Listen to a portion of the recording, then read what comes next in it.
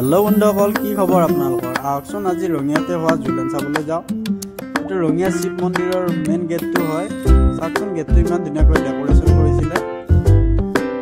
তাৰ পিছতে আহকচোন ভিতৰ ফালে সোমাই যাও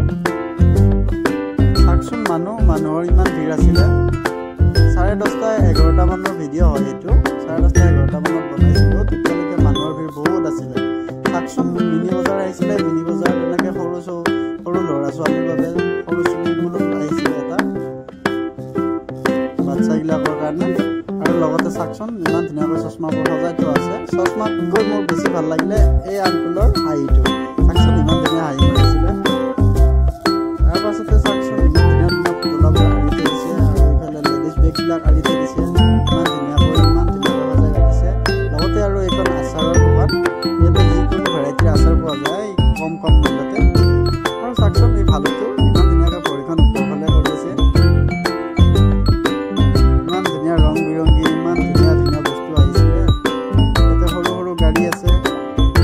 মাজত গণেশটো দিছে বাচ্চাবোৰৰ এণ্টাৰটেইনমেণ্টৰ কাৰণে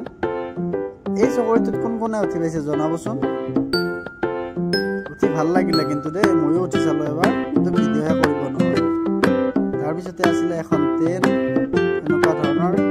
বিশেষকৈ আকৰ্ষণ কৰিলে চকৰিটো ইমান ধুনীয়া লাইটেৰে সজাই ৰাখিছিলে ইয়াতে কিন্তু মিনি বজাৰ বুলি ক'বলৈ গ'লে মিনি বজাৰ বেছি বাচ্চাৰ কাৰণে হাতেৰে ঘূৰাব পৰা গাড়ীহে আছিলে বহুত আৰু এই মানুহজনী চাকচোন ইমান দেখিবলৈ ইমান ধুনীয়া মানুহ এজনী কেনেকৈ কৰি থাকিব লগা হৈছে আৰু কাপোৰৰ দোকানখন চাকচোন যাই কিন্তু বহুতেই ভাল লাগিল আৰু মাজতে এটা সৰুকৈ ভিডিঅ' ক্লিপ বনালো আপোনালোকৰ বাবে